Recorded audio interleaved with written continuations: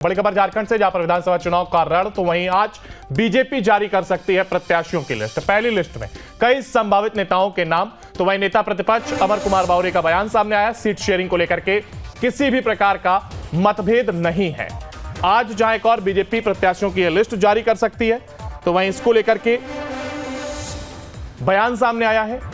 झारखंड विधानसभा चुनाव का जहां एक और रण है, तो वहीं आज 2 चरणों में चुनाव की घोषणा की गई है। तो वहीं आज बीजेपी प्रत्याशियों की लिस्ट जारी कर सकती है। पहली लिस्ट में कई संभावित नेताओं के नाम भी हो सकते हैं। नेता प्रतिपक्ष अमर कुमार बावरी का बयान भी इसको लेकर के सामने आया, जहां पर उन्होंने कहा है कि सीट शेयरिंग को लेकर के किसी भी प्रकार का मतभेद नहीं है। झारखंड विधानसभा चुनाव को लेकर के यह बयान दिया गया है। आज जो एक और बीजेपी प्रत्याशियों की लिस्ट जारी कर सकती है, तो वही नेता प्रतिपक्ष अमर कुमार बावरी की ओर से साफ किया गया कि किसी भी प्रकार का मतभेद नहीं है। तो देखिए, जहां एक और झारखंड में 2 चरणों में चुनाव होना है, जिसकी तारीखों का ऐलान भी कर दिया गया है। तो वहीं तमाम तैयारियां चुनाव आयोग की ओर से की गई। तो ऐसे में पार्टियों ने भी तमाम तैयारी की है। और इसी पर ज्यादा जानकारी के लिए हमारे साथ हमारे संवाददाता सूरज हमारे साथ जुड़ गए। सूरज, देखिए, लगातार जिस दिन से हम कह सकते हैं कि घोषणा हुई चुनाव की, 2 चरणों में जहां एक चुनाव होना है, तो कहीं ना कहीं और एक तेजी, चाहे वो बयानबाजी में हो, तैयारियों में हो, इसको लेकर के अब तेजी देखी जा रही है।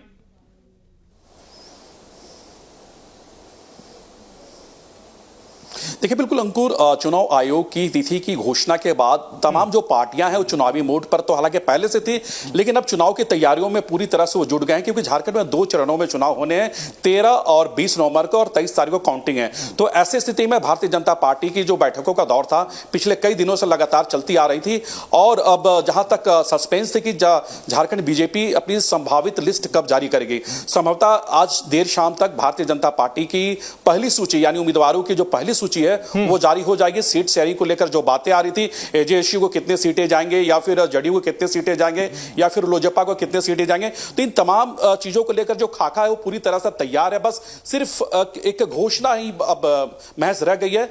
और हालांकि तमाम चीजों को समझने की कोशिश करेंगे। नेता प्रतिपक्ष अमर कुमार बावरी हमारे साथ है, क्योंकि लगातार ये झारखंड की जो राजनीति है, ये पार्टी के एक बड़े नेता भी है, कद्दावर नेता है, नेता प्रतिपक्ष भी है, और इनसे अब समझने की कोशिश करेंगे अभी तक इतनी विलंब क्यों हो रही है, क्योंकि चुनाव आयोग की घोषणा के बाद भी सीट शेयरिंग हो या फिर जो पहली सूची हो पार्टी की, वो अभी तक क्यों नहीं जारी हुई है। अमर बावरी जी, न्यूज स्टेट बिहार झारखंड पे आपका बहुत बहुत स्वागत है। पहली सूची को लेकर लगातार ये बातें आ रही है कि पहली सूची अभी तक क्यों नहीं जारी हुई। सीट शेयरिंग को लेकर आप लोग की फार्मूला तो बहुत पहले से तैयार हो गई थी, लेकिन उसकी लिस्ट क्यों नहीं आ रही है? इंतजार करिए, आ जाएगी। अभी तो चुनाव का घोषणा हुआ, 48 घंटे भी नहीं हुए चुनाव की घोषणा हुई है। हरियाणा में हमारी सरकार का आज शपथ ग्रहण है। भारतीय जनता पार्टी राष्ट्रीय पार्टी है।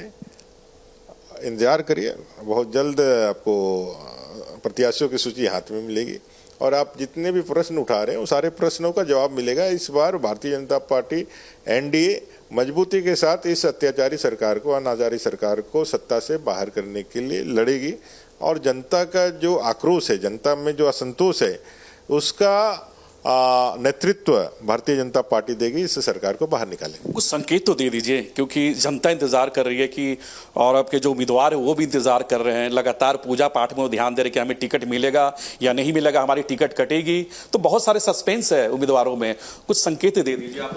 देखिए, कमल निशान है, इसको कमल को नया पहचान देने की जरूरत नहीं है। जनता को इंतजार कर रही है कि कमल कब आएगा ईवीएम में और उनका बटन दबाना है।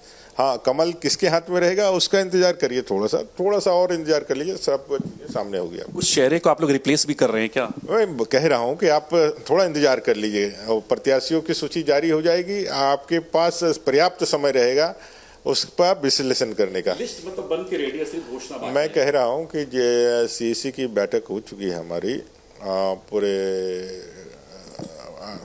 नेतृत्व के साथ जो हमारा कार्य पद्धति है उसमें हम लोगों ने सारा विषय डिस्कशन कर लिया है। समय का इंतजार करिए। सीट शेयरिंग की अगर बात करें तो क्या कुछ खाका तैयार हुआ, क्योंकि आपके सहयोगी दल है आजसू, जेडीयू, लोजपा? आधिकारिक रूप से बोलने के लिए मुझे यह परमिट नहीं है।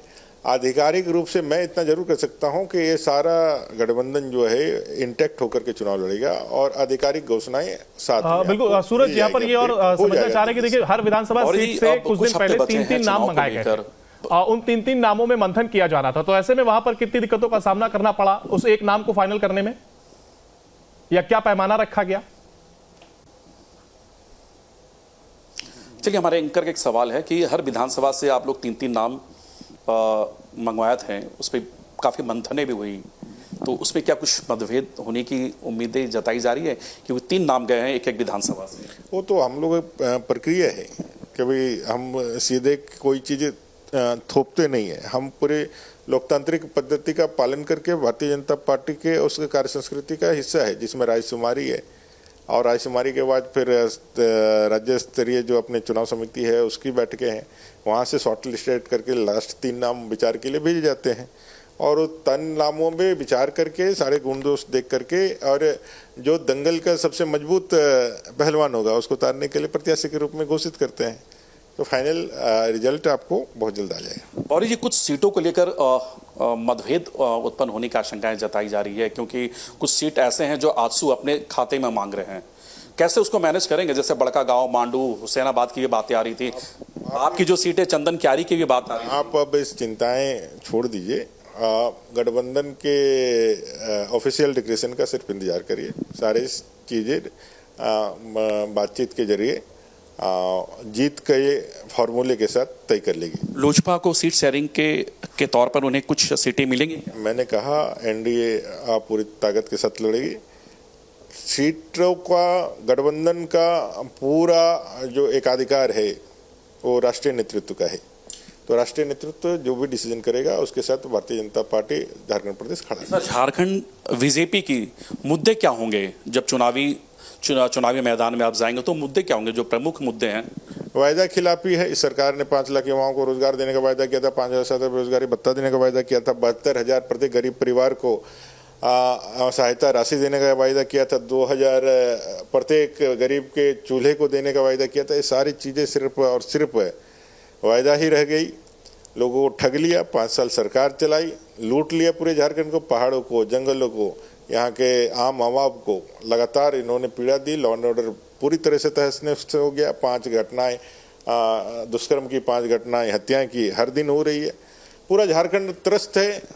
हाई कोर्ट के संज्ञान लेने के बाद भी बांग्लादेशी घुसपैठियों पर कोई कार्रवाई नहीं करी। उस उल्टे तुष्टिकरण की राजनीति को और प्रबल और मजबूत करने का इन्होंने काम किया। तो इस सरकार की फेलियर, असफलता, जिससे पूरा झारखंड की माताएं, बहनें, दलित, आदिवासी, वंचित सभी शोषित है। इस झारखंड में युवाओं का आक्रोश जो लगातार परीक्षाओं में धांधली और इनके किए वायदे को पूरा नहीं करने के कारण उत्पन्न हुआ है। इन सारे मुद्दों को लेकर के हम लोग सूरज, मैं चाहूंगा चंपाई सोरेन को लेकर के भी एक सवाल हो जाए कि देखिए जिस वजह से उन्होंने बीजेपी ज्वाइन करी है, अब क्या लगता है कि पहले के झारखंड में और आपके झारखंड में चंपाई सोरेन के बीजेपी में आ जाने के बाद से क्या बदलाव देख रहे हैं? सूची भी देख लीजिए और उनकी सूची भी देख लीजिए, उसके बाद ये विषय बात करेंगे। बिल्कुल, चंपाई सोरेन भाजपा में अब आ गए हैं, एक कद्दावर नेता है, कुल्हान के टाइगर कहे जाते हैं, तो उनके आने से भारतीय जनता पार्टी कितनी मजबूत हुई झारखंड में?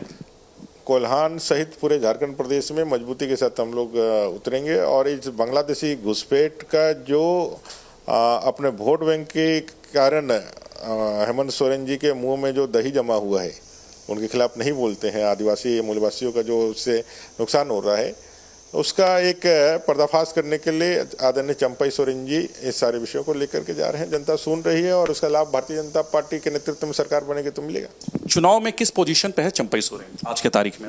वो हमारे नेता हैं, भारतीय जनता पार्टी के वरिष्ठ नेता हैं, पूर्व मुख्यमंत्री हैं, वो हमारे स्टार कैंपेनर हैं, वो हमारा नेतृत्व करेंगे।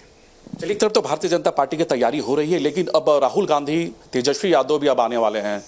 आएंगे, तफरी करेंगे, चले जाएंगे। जलेबी यहाँ की भी अच्छी बनती है, खाएं और घूम करके वापस जाएं।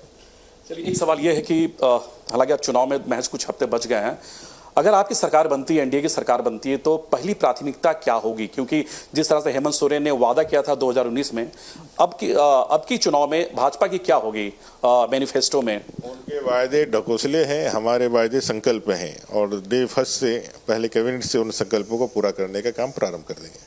आपको कोई सवाल हो तो बताएं। बिल्कुल, तमाम सवाल हमने किए। हालांकि अगर बताना चाहें कि स्पॉइलर अगर वो देना चाहें तो क्या वो ये बता सकते हैं कि कहां से वो चंपाई सोरेन को लड़ाने की तैयारी कर रहे हैं? क्या वो ये बताना पसंद करेंगे?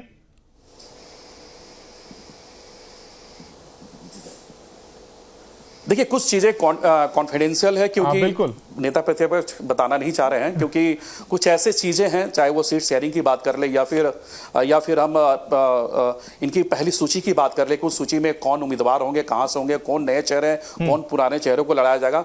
तो अभी ये फिलहाल सस्पेंस है, लेकिन कुछ घंटों के बाद अब ये क्लियर हो जाएगा। अंकुर बिल्कुल, ये हमारे साथ आए और उन्होंने बात करी, इसके लिए बहुत शुक्रिया।